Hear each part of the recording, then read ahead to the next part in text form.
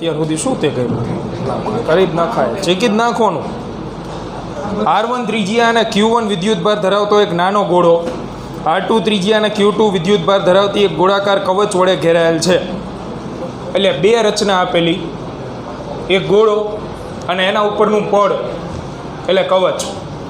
તો ધ્યાનથી સમજો, આને લગતા ગુજરાત બોર્ડના MCQ આ દાખલા પૂરતા અને બીજા JEE પૂરતા બે આપણે સોલ્વ કરાવી દઈએ આજના લેક્ચર. તો પહેલાં આકૃતિ દોરી. એક R1 ત્રિજ્યાનો ગોળો એટલે એ નક્કર હોય,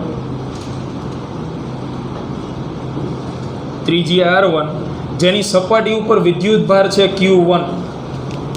Q1 વિદ્યુતભાર રહેલો, જે ધન પ્રકારનો એવું રકમમાં લખેલું. બીજી લાઈન વાંચો ને એટલે છે એમાં Q1 ધન પ્રકારનો હોય તો આ છે નક્કર ગોળો. ગોળો કીધું એટલે નક્કર હોય એવું. હવે આની બહારની સાઈડ છે કવચ, તો કવચ પોલી હોય પાછળ, એટલે બહારની સાઈડ આપણે કવચ દોરી તો કવચ આવી રીતે છે.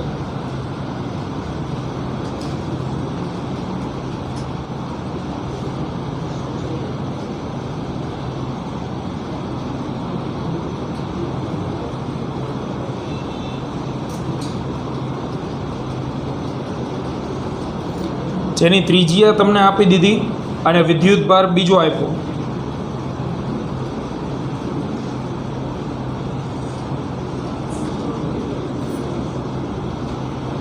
ત્રિજ્યા આપી દીધી છે R2 ત્રિજ્યાની કવચ. તો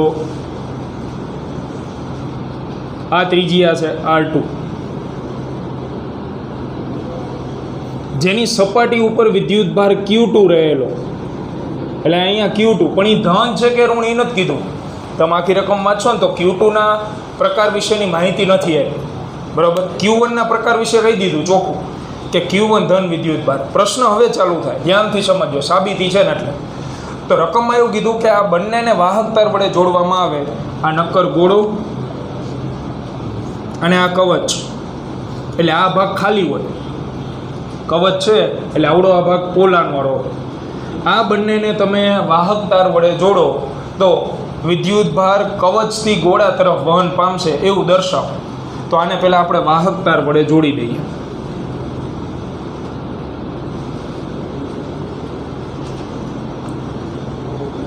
તો વાહક તાર વડે જોડી દીધો. આપણે માત્ર એક જ વસ્તુ સાબિત કરવાની કે વિદ્યુતભારનું વહન ક્યાંથી ક્યાં થશે. તો અગાઉ એક વસ્તુ આવી ગઈ હતી આપણે, વિદ્યુતભારનું વહન ક્યાં થાય હંમેશા, એક દાખલામાં આવી ગયું હતું. વિદ્યુતભારના વહન માટે જરૂરી શું? ઉષ્માના વહન માટે જરૂરી શું? ઉષ્મા ઉર્જાનું વહન થાય ક્યાંથી ક્યાં થાય? તાપમાનનો તફાવત. ઊંચા તાપમાનથી કોઈ પણ રાશિનું વહન થતું હોય તેના માટે તફાવત જરૂરી. તો વિદ્યુતભારના વહન માટે વિદ્યુત સ્થિતિમાનનો તફાવત જરૂરી. વિદ્યુત સ્થિતિમાનના તફાવત વગર વિદ્યુતભારનું વહન ન થાય. આપણે દાખલા ગણાવતા હતા, બે ગોળાને વાહક તાર વડે જોડો, વિદ્યુતભારનું વહન ચાલુ થાય ક્યાંથી ક્યાં? પણ ઊંચા સ્થિતિમાનથી નીચા. અવરોધ, બેટરી, વિદ્યુત પ્રવાહ આમ વહે પ્લસથી માઇનસ. તો વિદ્યુત પ્રવાહ એટલે કોણ હોય? વિદ્યુત પ્રવાહ કોને કહેવાય? વિદ્યુતભારનો જથ્થો જે ગતિ કરતો, એટલે વિદ્યુતભાર જ ગતિ કરે એટલે વિદ્યુત પ્રવાહ રચાય. તો વિદ્યુત પ્રવાહની દિશા પ્લસથી માઇનસ હોય, વિદ્યુતભારની ગતિની દિશા પ્લસથી માઇનસ જ હોય. ધનથી ઋણ. ધનથી ઋણ એટલે કે ઊંચા સ્થિતિમાનથી નીચા સ્થિતિમાન તરફ. એના ઉપરથી દાખલો સોલ્વ થાય. તો એકમાત્ર લાઈન મહત્વની હવે યાદ રાખજો કે વિદ્યુતભારનું વહન હર હંમેશા ઊંચા સ્થિતિમાનથી નીચા સ્થિતિમાન તરફ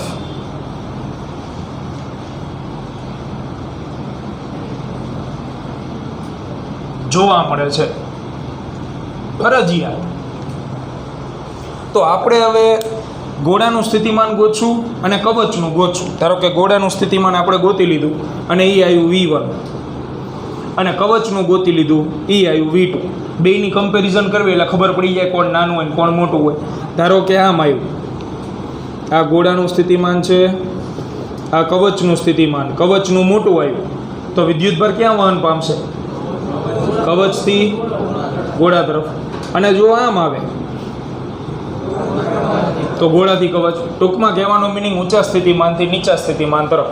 એટલે દાખલો હકીકતમાં અહીંયા પૂરો થઈ ગયો. આ વસ્તુ તમને ખબર હોય ને તો. હવે આપણે સ્થિતિમાન ગોતવાનું.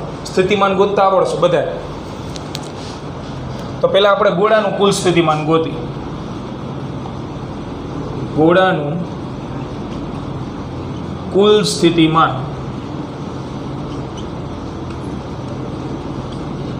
એટલે સીધું લખીએ આપણે વોલ્ટેજ ઓફ આ પદાર્થ ગોળો. હવે કેટલા સ્થિતિમાન હોય? જનરલી આપણે દાખલા ગણતા ત્યારે વાત થઈ હતી. કેટલા સ્થિતિમાન હોય? જેટલા વિદ્યુતભાર હોય એટલા સ્થિતિમાન હોય. તો વિદ્યુતભારના બે પ્રકાર દેખાય રકમમાં આકૃતિમાં. તો બે સ્થિતિમાન હોય એટલે લખશું V1 ને V2. હવે અહીંયાથી એક વસ્તુ નવીન આવશે. V1 ની જગ્યાએ મૂકાવો. V1 ની જગ્યાએ શું આવશે? આનું સ્થિતિમાન Q1 નું. તો આનું સ્થિતિમાન આપણે અહીં લખીએ તો એ આવશે KQ1 છેદમાં. તો Q1 જે છે એ કયા અંતરે રહેલો? R1 અંતરે, એટલે છેદમાં R1 વત્તા KQ2. તો આ ગોળા માટે Q2 વિદ્યુતભાર કેટલા અંતરે રહેલો? R2 અંતરે. R2 સમીકરણ નંબર 1. આ ગોળાનું સ્થિતિમાન આવી ગયું. હવે આની કમ્પેરિઝનમાં આપણે કવચનું લખી. કવચનું કુલ સ્થિતિમાન એટલે V કવચ ઇક્વલ ટુ. તો કવચમાં કેટલા સ્થિતિમાન હોય? 1 કે 2? કેટલા હોય? વિદ્યુતભાર થોડા મટી જાય. વિદ્યુતભાર તો બે પ્રકારના રહે જ છે. એટલે કવચમાં સ્થિતિમાન બે જ હોય, V1 અને V2. હવે આમાં કિંમત મૂકાવો. V1 શું આવે? KQ1 છેદમાં R1. જો વિચારવા જેવી બાબત. સુવાહક છે. હવે સુવાહક હોય તો ગઈકાલે આપણે એવી વાત કરી હતી કે સુવાહકની અંદર વિદ્યુત ક્ષેત્ર 0, વિદ્યુતભાર 0, પણ સ્થિતિમાન કેવું હોય? અચળ. જે કોના જેટલું લેવાનું? સપાટી પરના. તો તમે માત્ર કવચ દોરો રફ કામમાં, ખાલી કવચ. આ કવચ દોરી, આ ગોળો દોરેલો, અહીંયા Q1 વિદ્યુતભાર રહેલો છે. Q1 વિદ્યુતભાર અહીંયા લઈ લેલો, આ Q1. અહીંયા Q2 રહેલો. ઇલેક્ટ્રોસ્ટેટિક શિલ્ડિંગ યાદ છે? અંદરના વિદ્યુતભારના દર્શન સીધા ક્યાં થાય? સપાટી ઉપર. સપાટી ઉપર પહેલેથી કોણ રહેલું છે? Q2 તો હતો જ. આ Q1 વિદ્યુતભાર કવચ માટે ક્યાં રહેલો ગણાય? અંદરની સાઈડ. કવચ માટે તો અંદર જ ગણાય નહીં. એ સીધો ક્યાં દર્શન દેશે? બહાર. તો સપાટી ઉપર હવે કુલ વિદ્યુતભાર શું થઈ ગયા? Q1 વત્તા Q2. એટલે અહીંયા જો આ ન લખવું હોય ડાયરેક્ટ તમે લખી શકો કે કાઉન્સમાં સપાટી ઉપર હવે કેટલો વિદ્યુતભાર દેખાય? કવચની સપાટી ઉપર તમને Q1 ને Q2 અહીંયા કાઉન્સમાં લખી દેશો કે કાઉન્સમાં Q1 વત્તા Q2 છેદમાં અંતર. તો R2 લખાય. ઇલેક્ટ્રોસ્ટેટિક શિલ્ડિંગ મુજબ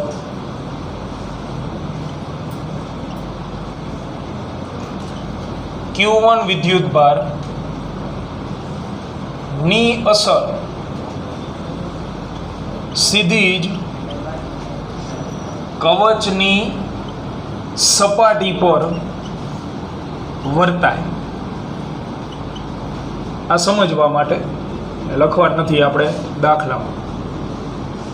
ઇલેક્ટ્રોસ્ટેટિક શિલ્ડિંગમાં આપણે એવું ભણેલા હતા કે કવચ અથવા તો કોઈ પણ બખોલવાળો સુવાહક હોય એની અંદર કોઈ વિદ્યુતભાર મૂકો તો એની સીધી અસર આપણને ક્યાં જોવા મળતી હતી? સપાટી ઉપર જોવા મળતી. સપાટી ઉપર એક તો હતો જ Q2, બીજો નવો આવ્યો Q1. તો Q1 ને Q2 એ બે કેટલા અંતરે ગણાય? તો કેન્દ્રથી કેટલા અંતરે ગણાય? 2 R2 એટલે છેદમાં અંતર આપણે કોમન મૂકી દીધું 8. આ કૌંસ ખુલ્લો કરો. KQ1 છેદમાં R2 વત્તા KQ2 છેદમાં R2 સમીકરણ નંબર 2 કવચનું સ્થિતિમાન આવી ગયું. જો તો સમીકરણ 1 અને 2 ની કમ્પેરિઝન કરવા કોનું સ્થિતિમાન મોટું ગણાય? તો સમીકરણ નંબર 1 અને 2 પરથી 2 માં આ પદ તો એક સરખા દેખાય, આવડું આ પદ અને આવડું આ બે સરખા, એટલે એની કમ્પેરિઝન કરવાનું નથી આપણે, આની કમ્પેરિઝન કરશું. એમાંય પાછો અંશ સરખો છે જો, તો ખાલી ત્રિજ્યાની સરખામણી રહે. એટલે આમાં આપણે વિચારીએ તો ગોળાનું સ્થિતિમાન એ R1ના વ્યસ્ત પ્રમાણમાં, અને અહીંયા કવચનું લખી તો એ કોના? R2ના વ્યસ્ત પ્રમાણ. સિમ્પલ. જેની ત્રિજ્યા વધુ એનું સ્થિતિમાન કેવું હોય? ત્રિજ્યા વધુ સ્થિતિમાન શું થાય? ઓછું હોય ને, બરાબર. તો R1 ને R2 માંથી કોની ત્રિજ્યા વધારે? R2. R2 વધારે, આ વધારે, એટલે આવડું આ શું હોય? ઓછું. R2 વધુ, તેથી V કવચ એટલે કે કવચનું સ્થિતિમાન ઓછું હોય, જ્યારે R1 જે છે એ નાનું, એટલે R1નું મૂલ્ય નાનું હોવાથી તેથી ગોળાનું સ્થિતિમાન વધુ હોય. એટલે કે છેલ્લે સાબિત આવું થયું કે ગોળાનું સ્થિતિમાન ઇઝ ગ્રેટર ધેન કવચનું સ્થિતિમાન. તો ક્યાં વહન પામે વિદ્યુતભાર? ગોળાથી કવચ. હવે છેલ્લી લાઈન વાંચો રકમની, જો એવું લખેલું, દર્શાવો કે કવચ પર કોઈ પણ વિદ્યુતભાર Q2 હોય તેમ છતાં એ ધન હોય કે ઋણ એની લેવા દેવા જ નથી, તેમ છતાં વિદ્યુતભારનું વહન હંમેશા ગોળાથી કવચ તરફ થશે, એવું લખેલું એમ, જે આ સાબિત થયું. બરાબર. તેથી ગોળાથી કવચ તરફ વિદ્યુતભાર વહન પામશે. લખ નાખો. ટ્રિકી દાખલો આના લીધે, એટલે બહારની સાઈડ કોઈ વિદ્યુતભાર હોય ને તો નોર્મલ વર્તણૂક આવે, અંદરની સાઈડ હોય સીધા એના દર્શન બહારની સાઈડ થાય. ઝડપથી લખ નાખો. પછી આને લગતા આપણે એક એવો દાખલો ગણાવશું જેમાં એક સાથે 8-9 MCQ આવી જાય. એટલે આ પતી ગયું. બાકી હાલો ઝડપથી લખી નાખો ભાઈ, બાકી હોય.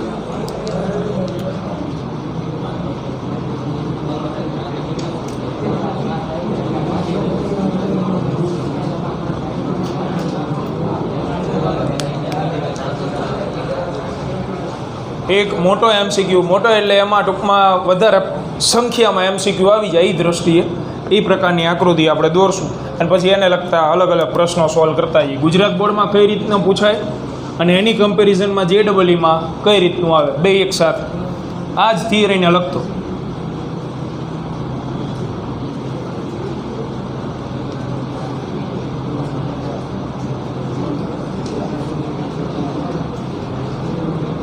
સમકેન્દ્રીય 3 કવચ આપણે દોરેલા છે, ધ્યાનથી ભણજો. બે પ્રકારના MCQ એક આ 3 કવચ દોરી નાખ્યા આપણે, ત્રણેયની ડિટેલ આપણે લખી દઈ. આની ત્રિજ્યા A, આની ત્રિજ્યા B અને આની ત્રિજ્યા C છે. ત્રણેય કવચની સપાટી ઉપર અલગ અલગ વિદ્યુતભાર મૂકી દે. તમને રકમમાં ગમે એ આપ્યા હોય, કિંમત એ આપેલી હોય ને સૂત્ર એ આપેલા હોય.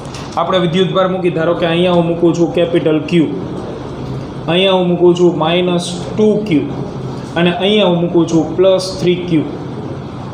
આવા વિદ્યુતભાર આપણે મૂકી દીધા.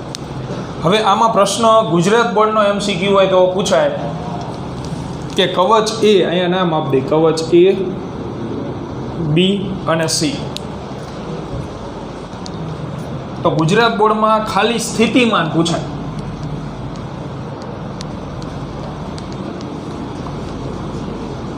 તમને એમ પૂછે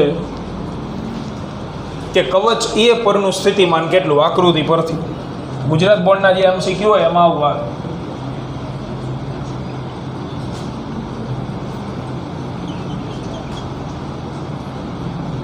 કવચ એ પરનું પીડી કેટલું? તો કવચ એ ઉપરનું સ્થિતિમાન આપણે લખવું હોય બરાબર, તો કવચ એની અંદર બીજું કોઈ વિદ્યુતભાર રહેલો છે નથી. જો હોત તો એ સીધો દર્શન કવચ એની સપાટી ઉપર દે. જેના ઉપરનું સ્થિતિમાન પૂછેલું હોય એ કવચ ઉપર ધ્યાન આપવાનું, બાકીના એક કવચને નહીં જોવાના. ભલે આમાં 7-8 કવચ દોરેલા હોય, જેના ઉપરનું કીધું હોય ને એના ઉપર જ ધ્યાન હોવું જોઈએ ખાલી. તો દરેક વિદ્યાર્થી ખાલી કવચ એ ઉપર ધ્યાન રાખે. કવચ એની અંદર તો કોઈ વિદ્યુતભાર છે નહીં. જો હોત તો એના દર્શન આપણને અહીં થઈ જાય. એટલે બાકીના બધા વિદ્યુતભાર તો બહારની સાઈડ છે. બહારની સાઈડ હોય એટલે નોર્મલ, જેમ લખતા હોય એ જ રીતે KQ અપોન R. તો કવચ એ માટે આપણે વારાફરતી લખતા જઈએ. કવચ એ માટે પહેલાં આ વિદ્યુતભાર વિશે હું લખું તો એ કવચ પરનું સ્થિતિમાન આપણે સીધો જવાબ જ લખવીશું ડાયરેક્ટ. સ્થિતિમાન 3 આવશે ને, જેટલા વિદ્યુતભાર એટલા સ્થિતિમાન.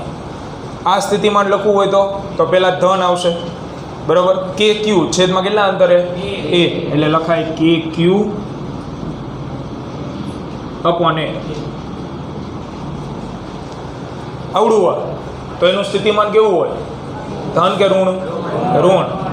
એટલે માઇનસ K કૌંસમાં 2Q છેદમાં એ કેટલા અંતરે છે? તો કવચ એની બહારની સાઈડ ગણાય એટલે B અંતરે. અને ત્રીજો K કૌંસમાં 3Q છેદમાં C. એટલે આમાંથી તમે KQ કોમન કાઢી લો તો અંદર વધશે 1 upon A minus 2 upon B plus 3 upon C. તો આ પ્રકારના MCQ જોવા મળે. હાલો આની જ કમ્પેરિઝનમાં લખી કવચ B પરનું PD તો VB. હવે દરેક વિદ્યાર્થીનું ધ્યાન માત્ર B કવચની સપાટી ઉપર રાખો. તો B કવચની સપાટી ઉપર પહેલેથી કેટલો વિદ્યુતભાર હાજર છે? -2Q. હવે B કવચ માટે આવડો આ Q વિદ્યુતભાર ક્યાં રહેલો કહેવાય? અંદર. B કવચ માટે આવડો આ વિદ્યુતભાર જે દેખાય +Q એ તો અંદર રહેલો ગણાય. એ સીધા એના દર્શન ક્યાં આપશે તમને? સપાટી ઉપર. એટલે હકીકતમાં સપાટી ઉપર કેટલો વિદ્યુતભાર મળશે? -2Q તો હતો જ, એ સિવાય +Q આવશે એટલે -Q વધશે. ખબર પડે શું કહું? અંદરની સાઈડ હોય તો એના સીધા દર્શન સપાટી ઉપર થાય. એટલે અહીંયા આપણે સ્થિતિમાન લખી તો આવી રીતે લખાઈ ગયું કે કૌંસમાં -2Q તો હતો જ, એ સિવાય આવડો આ +Q સપાટી ઉપર આવશે એટલે +Q છેદમાં 2 નું અંતર. તો 2 કેટલા અંતરે ગણાય? તો 2 સપાટી ઉપર એટલે કે B. હવે આ લખીને પછી વિદ્યાર્થી એક વસ્તુ ભૂલી જાય. હજી આ તો છે જ, આને ભૂલવાનું નથી. આ 3Q રહ્યો 3Q એ કવચ B ની ક્યાં રહેલો ગણાય? બહાર. તો બહાર માટે જ બીજું કોઈ આવે નહીં. એ તો નોર્મલી લખતા હોય એમ જ લખવાનું હોય. તો આના માટે સ્થિતિમાન લખવું હોય શું લખાય? K કૌંસમાં એનો વિદ્યુતભાર 3Q છેદમાં અંતર. તો 3Q કેટલા અંતરે છે? C અંતરે એટલે છેદમાં C. આ વધશે -KQ અપોન B અને પ્લસ 3KQ અપોન C. તેથી B કવચનું સ્થિતિમાન મળે KQ કોમન કાઢ લો -1 upon B plus 3 upon C. હવે C કવચનું PD કવચ C પરનું સ્થિતિમાન એટલે VC ઇક્વલ ટુ. તો કવચ C માટે +Q અને -2Q બે ક્યાં રહેલા ગણાય? અંદર. તો એ સીધા ક્યાં આવી જાય? સપાટી ઉપર. એટલે સીધું જ આપણે લખી શકીએ કે કૌંસમાં કુલ વિદ્યુતભાર તરીકે 3Q તો હતો જ, એ સિવાય -2Q સપાટી ઉપર આવશે, એ સિવાય +Q સપાટી ઉપર આવશે. અને છેદમાં અંતર, તો છેદમાં અંતર એટલે કે સી. તો આ વધે 3 ને 1 4 માઇનસ 2 એટલે 2KQ અપોન સી. આ સી ઉપરનું સ્થિતિ.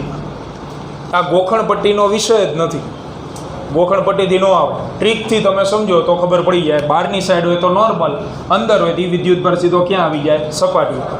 આને આ પ્રશ્નમાં JEE-માં શું આ પૂછાય એની ચર્ચા આપણે કરી. પહેલાં લખના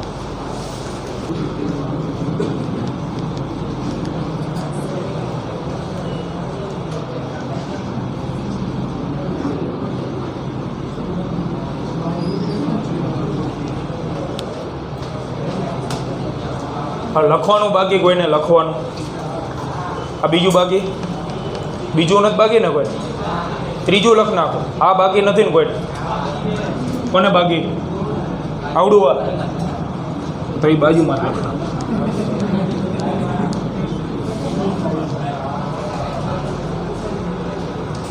હવે પૃષ્ઠ ઘનતાના સ્વરૂપમાં પૂછે તો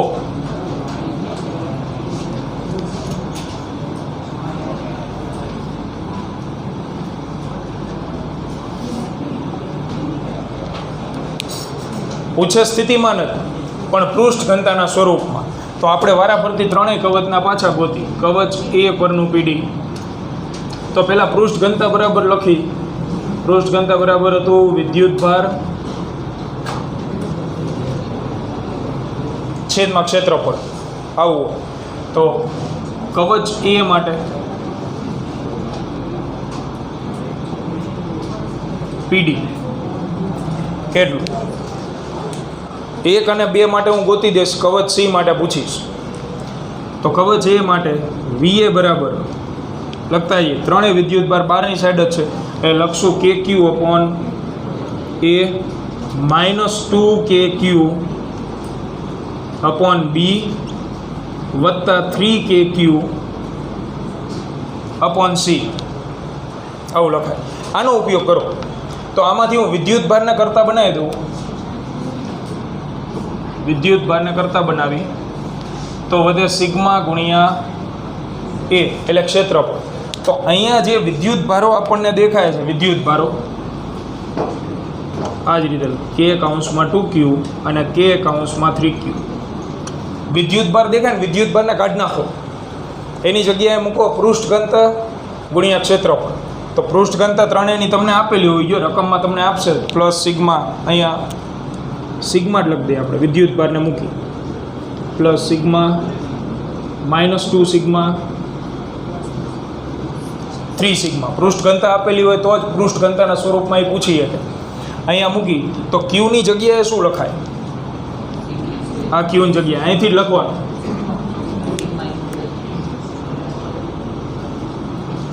ડાયરેક્ટ કિંમત જ મૂકવાની. તો કેના છેદમાં એ એમ નામ, ક્યુની જગ્યાએ સિગ્મા એટલે પૃષ્ઠ ઘનતા, પહેલા કવચની સિગ્મા ગુણ્યા ક્ષેત્રફળ. તો કવચનું ક્ષેત્રફળ હોય 4π ત્રિજ્યાનો વર્ગ A². આની જગ્યાએ મૂકેલું આપણે, ક્યુની જગ્યાએ આવડું છેદમાં એ. આમાં મુકાવું માઇનસ K કૌંસમાં B. તો એની જગ્યાએ મુકાય માઇનસ 2 સિગ્મા. એટલે અહીંયા મૂકશું માઇનસ તો જો કે આવી ગયું ગણાય, અહીં લખી લીધું ને, માઇનસ લખી લીધું એટલે માઇનસ નો લખાય. અહીંયા 2 સિગ્મા કૌંસમાં 4π B².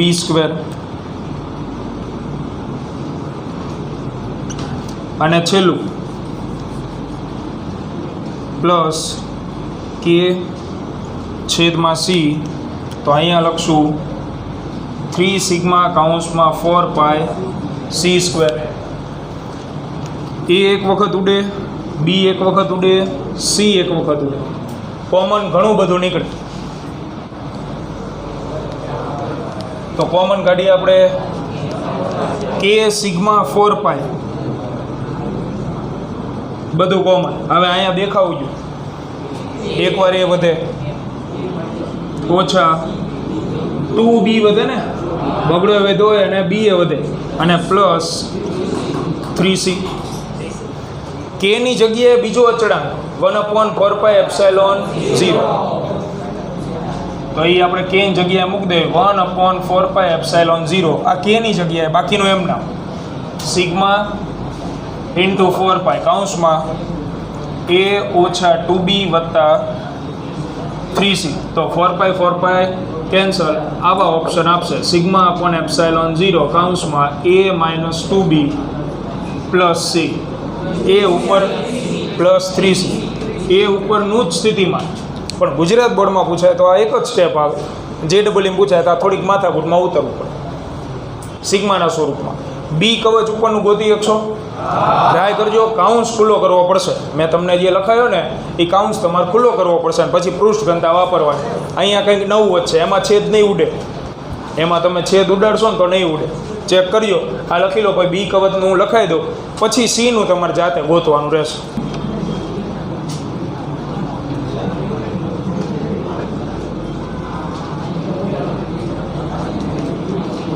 જો કવચ બી માટે, કવચ એ માટે સહેલું એટલા માટે પડે કારણ કે બધા વિદ્યુતભાર બહારની સાઈડ રહેલા, એટલે નોર્મલ આપણે જે લખતા હોય એની પ્રમાણે. બી માટે એક વિદ્યુતભાર અંદર છે ને એક બહાર છે. બહારવાળાની ચિંતા નથી, એમ નામ આવશે, પણ અંદરવાળા વિદ્યુતભાર માટે કંઈક અલગ મળશે. તો એ જોઈએ આપણે. પહેલાં ગુજરાત બોર્ડનું જે સૂત્ર હતું એ લખી, બી બી ઇક્વલ ટુ આ વિદ્યુતભાર ક્યાં રહેલો ગણાય? અહીંયા હોય અંદર, એ અહીંયા જોવા મળે. એટલે કે કાઉન્સમાં લખી પ્લસ ક્યુ માઇનસ 2q છેદમાં બી હતું ને, અને પ્લસ શું હતું? કે કાઉન્સમાં 3q છેદમાં c. આવી રીતે હતું. હવે અહીંથી તમારે શું કરવાનું? આ કાઉન્સ ખોલવો પડે, બાદ બાકી ન કરી નાખતા, એ ન હાલે. આ જો તમે બાદ બાકી ઝીકી દો તો વસ્તુ ખોટી પડે. એનું કારણ તમને કહી દો, બે વિદ્યુતભારના સ્થાન અલગ અલગ છે. આનું સ્થાન અલગ છે અને આનું સ્થાન અલગ, એટલે આની અંદર બાદ બાકી કરીને કિંમત નથી મૂકવાની, તો તમને જે જવાબ મળશે ને એ ખોટો આવશે. એમાં એ આવશે જ નહીં, તો એ ખોટું ગણાય. એટલે આમાંથી ધ્યાન રાખવાનું છે, આ કાઉન્સ ખુલ્લો કરવાનો ફરજિયાત. તો કે ક્યુ અપોન બી માઇનસ કે કાઉન્સમાં 2q અપોન બી વત્તા કે કાઉન્સમાં 3q અપોન સી. હવે વિદ્યુતભારની જગ્યાએ પૃષ્ઠ ઘનતાવાળું પદ મૂકી આવડું એ મૂકતા જઈએ. તો કે છેદમાં બી, ક્યુની જગ્યાએ તો ક્યુ અહીંયા છે, એના આધારે પૃષ્ઠ ઘનતા લખાય. એના આધારે પૃષ્ઠ ઘનતા આપણે લખવી હોય વિદ્યુતભાર ઉપરથી, તો આ સિગ્મા કાઉન્સમાં શું આવશે? કોનું ક્ષેત્રફળ? જેના ઉપર રહેલો હોય ને એનું ક્ષેત્રફળ, એટલે 4π a². ઉડે હવે છેદ? હવે નો ઉડે છે, એટલે અહીંયા આવશે છેદમાં બી. પછી 2q ની જગ્યાએ લખાવો તો માઇનસ કે છેદમાં બી. તો 2q ની જગ્યાએ આપણે લખીએ 2 સિગ્મા. એનું માઇનસ નિશાની ઓલરેડી આપણે લખી નાખેલી, 2 સિગ્મા કાઉન્સમાં એનું સ્થાન જણાવો. 2 સિગ્મા તો બી ત્રિજ્યા ઉપર, એટલે એનું ક્ષેત્રફળ 4π b². એમાં છેદ ઉડે, એક વખત બી કેન્સલ. અને છેલ્લું સૌથી પ્લસ કે છેદમાં સી કાઉન્સમાં, તો એ તો બહારની સાઈડ રહેલો 3 સિગ્મા, પણ એનું અંતર 3 સિગ્મા ગુણ્યા 4π c². એમાંય છેદ ઉડે, એટલે વધે આ પ્રમાણે કે સિગ્મા 4π એ કોમન કાઢી,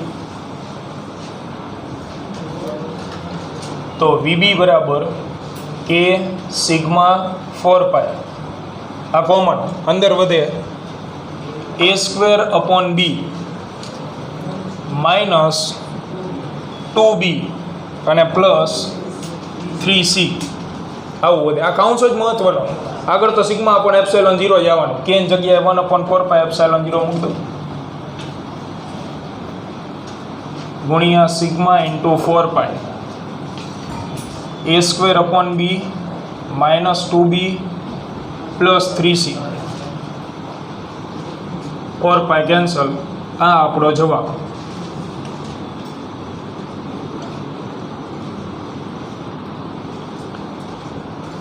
હવે સી કવચનું હાથે ગોત. સી કવચ માટે તમને આ તો મેં લખાવેલું જ છે કાઉન્સ. એ કાઉન્સમાં હિસાબ ન કરતા સરવાળા બાદબાકીનો કાઉન્સ ખુલ્લો કરજો અને પછી પૃષ્ઠ ઘનતા મૂકતા જાવ એટલે સી કવચનું મળશે. એમાં જવાબ આવશે a² b² c અને +3c. સી કવચનો જવાબ આવો આવશે.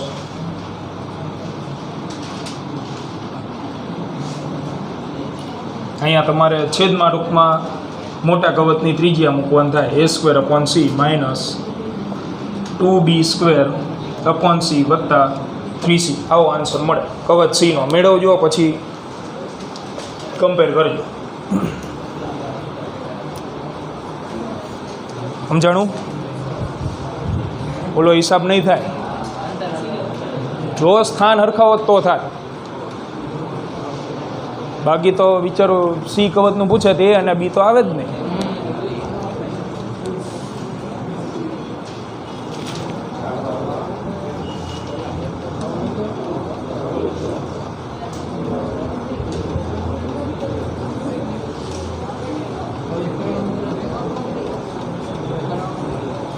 હવે શું કરશું, 10 મિનિટની વાર ડાયલેક્ટ્રિક વિશે લખાઈ દીધું.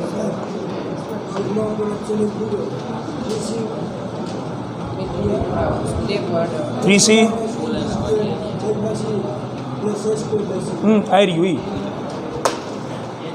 કમ્પ્લીટ આવી ગયું. ટ્રીક મહત્વની જૂની ચોપડીમાં આના દાખલા આપ્યા છે સ્વાધ્યાયમાં. એમાં આવી રીતે ઓલિમ્પિકનો મોટું રાઉન્ડ દોર્યું, લાલ લીલું ને પીળું, પૃષ્ઠ ઘનતાઓ આપી છે, પૂછેલું હોય છે.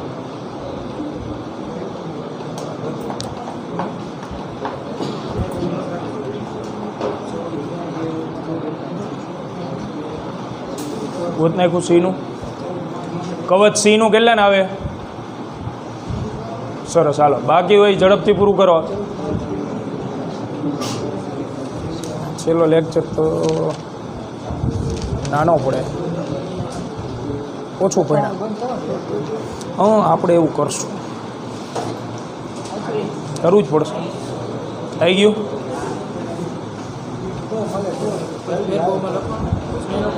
લખો ડાય ઇલેક્ટ્રિક પદાર્થો. ટાઇટલ મારો બોલીને લખાવો. બાકી કોઈને આ લખવાનું? બાકી હોય પૂરું કરી લો, પછી લખાવે. હા, લખી લો.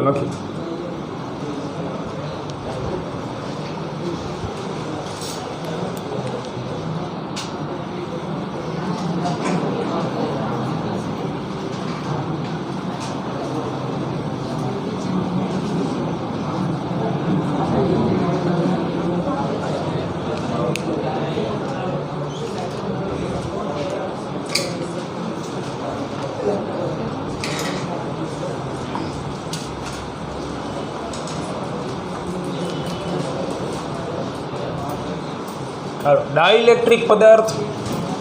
તો ડાઇલેક્ટ્રિક શબ્દ આમ તો આવી ગયો આપણે પહેલા ચેપ્ટરમાં. ડાઇલેક્ટ્રિક અચળાંક કે, બરાબર, એના વિશે લખાણ બહુ મોટું છે એટલે લખતા જાઓ અને પછી પ્રકાર વિશે આપણે સમજાવશું. લખો પહેલો મુદ્દો નીચે. થિયરિટિકલ જ છે એટલે પરીક્ષા લક્ષી એટલું ખાસ નથી, પણ MCQમાં ક્યાંક આવી જાય.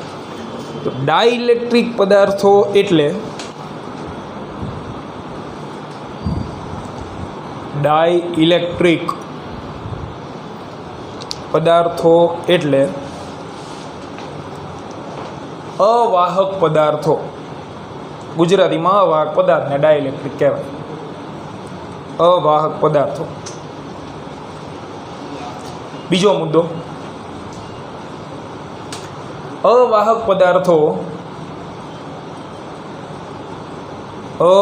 પદાર્થો વિદ્યુતનું વહન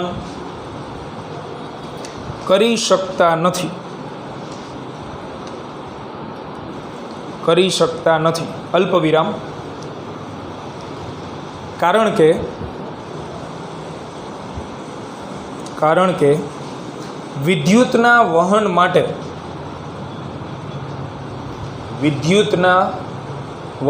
માટે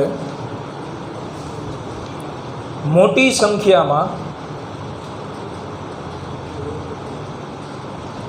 સંખ્યામાં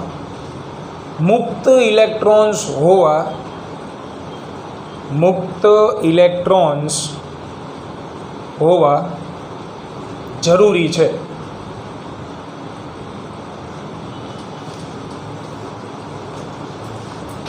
જે અવાહક પાસે અવગણ્ય સંખ્યામાં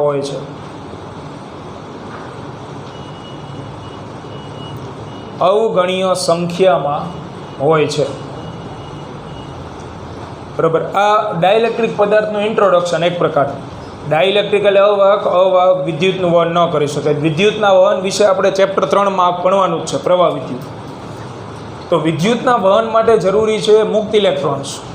બંધિત ઇલેક્ટ્રોન્સ કંઈ કામના નહીં, સહસંયોજક બંધમાં જોડાયેલા હોય એ વિદ્યુતનું વહન ન કરી શકે. મુક્ત ઇલેક્ટ્રોન્સ હોવા જોઈએ. અને અવાહક હોય એમાં મુક્ત ઇલેક્ટ્રોન્સની સંખ્યા હોતી જ નથી. ઇલેક્ટ્રોન્સ હોય પણ બધા સહસંયોજક બંધમાં રોકાયેલા હોય, એટલે વિદ્યુતનું વહન શક્ય નથી. હવે ડાઇલેક્ટ્રિકના મુખ્ય 2 પ્રકારો છે, તો નીચે લખો. ડાઇલેક્ટ્રિકના મુખ્ય 2 પ્રકારો. ડાઇલેક્ટ્રિક પદાર્થોના મુખ્ય 2 પ્રકારો છે.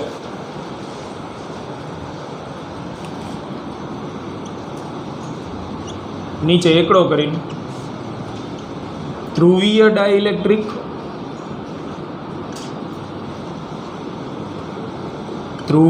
ડાઇલેક્ટ્રિક પદાર્થો અને બીજો અધ્રુવીય ડાઇલેક્ટ્રિક